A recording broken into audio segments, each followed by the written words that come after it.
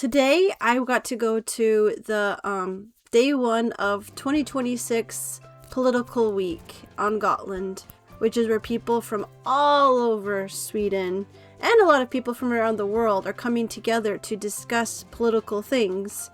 And there's a lot of vendors, there's a lot of organizations trying to promote their agendas, and really happy that I could go. And I remembered I could wear my badge that I got from the 1 Billion Rising, and I could go as a representative of Rising Sisters. I didn't even think of that until that day, but I was like, it makes so much sense. This is what we want to do, is connect with other people, connect with the people that are aligned with us, that want to be a part of making the world a better place. It's a no-brainer. And, having a lanyard with a badge, I felt very official. I knew that there were parts of it that were going to wreck me, and I wanted to wait until I had more time to put myself together for it, because like last year, there were aspects of the Ukraine portion of the festival. No, festival is not the right word. Convention thing, and it really got to me. So I was like, I'll do that a different day. But where are my papers? I wanted to talk a bit about the experience of it, because I want to talk about it while it's fresh, and just like basically vlog every day that I'm there. If I get to go all the days, like tomorrow if I go, the kids will be with me, so it'll be a little bit harder to record, but I'm sure the girls would be willing to help me. Okay, and I'll just talk about the things, and there'll be some things that you can scan if you'd like to get more information. But this is my pile of papers. I'm going to share about this one and about, where is it? Yeah, this one. These two first, because they go so well together. So this is a thing where they're trying to take empty rooms that are not being used for anything, and make a library, a school library for not just kids, like that grown-ups can go to as well. And they want to teach businesses how they can do that, how they can set up libraries like this in space that isn't being used. So here's this QR code if you'd like to hear more about that. And this is a very similar initiative, but it's for electronics. It's for digital things, 3D printers, software, music software. It's providing a place for kids from like 10 on up to people who are 80 to teach them skills that they can use in real life. So they're not just, looking at TikTok all day. Yeah, I was like, you guys got to connect with these guys, because they go together. Making more libraries accessible and making digital things accessible. So here's the QR code if you'd like to hear more about that. Best video ever. All right. Do I save the one that did break my heart the most? No, I'll save that one. Because Kvinnor for fred. This is anti-atomic stuff. This is stopping weapon production and weapon export. This is to stop expansion of military in Sweden. NATO go home, it says. So, if you'd like to learn more about that one, here's their website. Women for Peace. And let's see. Oh, yeah. This one. Okay, here we go. So, fast fashion. The fashion industry is too hot. I am really looking forward to this one. They do a 7-minute experience of the conditions that these people, these inhumane, horrible conditions that people are living through. So it's an experience that you go into this really hot space and you live it. And this is so important to me. This means the world to me. You can, but it's so much easier to get compassion for things when you've lived them. You have a point of reference of this sucks. This cannot continue this way. So I'm going to make a video, probably a full video dedicated to this experience, and hopefully like interview some people and get some footage of being in this space and help promote that, because fast fashion is not worth it. It's a heat experience that's going to be very uncomfortable, and it's good to get uncomfortable. This is one that is all this wasn't with the other whole Ukraine section, but this was a different one where they help people. We make a difference through voluntary work in the war. And here's some QR codes. One is probably Swish. If you're a Sweden, you want to swish towards that. I almost forgot to option. One of the coolest things that I saw today was that they have a place where you can get your blood tested right there to check and see if you are good to donate. And then if you are good to donate, they'll put you on the list and you'll be in the system, and you can set your appointment at the hospital. And I got this sweet shirt, Give Blood, from me to you. And I got this bag. They gave me lots of snacks. They just spoiled me rotten there. And my blood was tested, and unfortunately my hemoglobins are low. It was like 116 is the good number, and I was 112, so I can't donate blood. But I wanted to. So anyway, if you want to donate blood and you're not sure if you can, go check it out. It's on the harbor. It's like across the street from where I used to work, Mel's Diner. Also, aren't my earrings awesome? I love these UFOs. Oh, this one. Woof! This one was pretty emotional.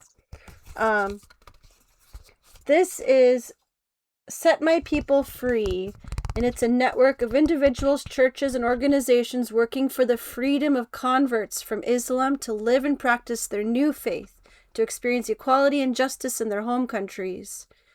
So there's these countries where apostasy and blasphemy laws in Islam are applied. And apostasy means leaving or giving up one's religious faith, and blasphemy in Islam is any objection to the authenticity of Islam, its laws, or prophet. And in some horrible situations, someone can even be accused of any of these things. They didn't actually do it, and they can still be imprisoned, or if they're found to be guilty, people are still worked up to the frenzy that they have already hurt them. There's people who've been put in prison and have been there for years for writing a song that was deemed blasphemous. This organization is about religious freedom. So that these countries where being converted from Islam is criminalized and punished. Jail sentence, torture, loss of child custody, marriage annulment. Algeria, Bahrain, Comoros, Egypt, Indonesia, Iraq, Jordan, Kuwait, Libya, Malaysia, Morocco and Western Sahara, Oman, Syria, United Arab Emirates, Uzbekistan. In countries where conversion from Islam and blasphemy is criminalized and punished by death: Afghanistan, Brunei, Iran, Maldives, Mauritania, sorry if I pronounced that wrong, Northern Nigeria, Pakistan, Qatar, Saudi Arabia, Somalia, and Yemen. Oh, man. All that is necessary for the triumph of evil is that good men do nothing. So, here's that QR code. freedom2worship.org. Okay. Oh, more of that school library one. Why did they give me so many papers? Okay, here we are. The last one. The one that really broke my heart. I had no idea about this. 50,000 children were sold from Chile to Sweden. Documents falsified. Swedish parents thought they were adopting children in need, and they were adopting kidnapped kids because they were white enough to pass. And they want Sweden to answer to that and to acknowledge and to say sorry and to build a space where there can be a connection for the hurt people to find healing together. I cried talking to these women that shared their stories, and I'll include one of the videos here. I'm gonna maybe try to edit it down into something so that I can make a short out of it, or maybe just leave it as it is as a short. But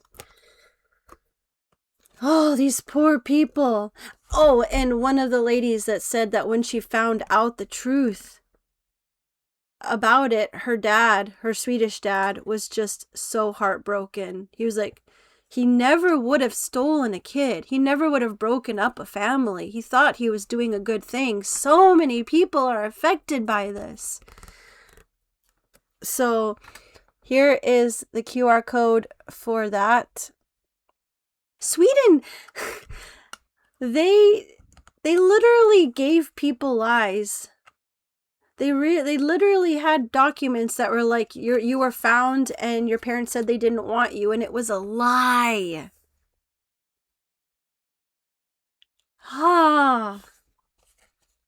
People who never stopped looking for their kids, never stopped hoping, never gave up on the memory of them. Oh man, just thinking about my kids, you can't be a parent and not have your heart broken by all of that mess. We are from Chile Adoption, and we are an organization. We are people adopted from Chile, and we are asking the government in Sweden to take responsibility for us and the adoptions. We want an excuse. We want a center for the people who feel bad about their situation and are traumatized because of it. Vad är det tredje, Anna? Nu tappar det helt. Center. That the law is for the kids, like the UN, that we follow the UN law, Yeah. and the rights of the children. Sweden has signed it, but we don't follow it. We know today every day children steal all over the world, and Sweden is the only country in the world who has money from the government to do adoptions. But we always trust the country where the children come from. We never ask them, where does these children come from? We just accept them when they say, oh, we have children in need. And that's the problem. We are sitting on the money and we need the children, like in an adoption, we have the wish for children that we can help. But nobody really looks up. Where does these children come from? So that's the third, yeah. And it was, you were told that your parents didn't want you and it was a lie. I have like a paper from the one who asked, who made me come to Sweden, where it stands I was found in a park. Nobody wanted me, and there had no name or anything. And I always lived with the thought that, okay, nobody, maybe they loved me, but they couldn't take care of me, they didn't want me. And I've always imagined that it was like a poor family and it was bad. And all these histories about the Chile is a poor country, it's dangerous and everything like that. That's what we learned when we were children. Our parents, adopted parents, learned that too. But for me, it took many years for me to come back to Chile, and I was like, oh, what is this? This is a perfect country. And only 2 years ago, I found my family by DNA test, because they gave me like a new identity, so I could never search in my identity. So I found my real identity, that I'm older, than a new name, everything. And I found my parents, and they never stopped loving me. They never left me. They took me in my home when I was 10 months old, because I'm so white, and this organization needed white Blanco kids so they could get good money. And we know, because I've been in Chile and worked with this as well, we found the papers from Pinochet that he had to get rid of 65,000 kids. So we know today 50,000 kids are outside, now we are adults, of Chile. And he wanted to earn money on them. So that was the way of the dictatorship, to get rid of poor people, originals, single moms. Like my mother, she was single and young. So they had looked her up, and so because she's a white one, oh, that's one who we can take, because she's just a single mom, young single mom. So that was the way they did it, to earn money and get rid of the problem. That's why 50,000 children left Chile. He wants to get rid of 65. It stands in his papers that he signed in 1970. Wow. Thank you for sharing Yeah. that. I also got this card from them. There's a lawyer who specializes in international adoption. So her name is Lisa. And here is her QR code. Okay. So, thanks for listening to this video and for being interested in what's going on. There's a lot of people I didn't talk to yet. Oh, and something I'm really hoping to get to be a part of is there's a mannequin birth simulator, so I might help get to deliver a baby mannequin. So cool. So more videos upcoming depending on what footage I'm able to get. But yes, thanks for listening, and hugs! I love taking pictures for people, and after a very appreciative group had me take their picture, they offered to take one for me too. And like, oh, why not? And she was so funny, and she kept saying, one more, and dancing around and moving different places quickly. It was so cute.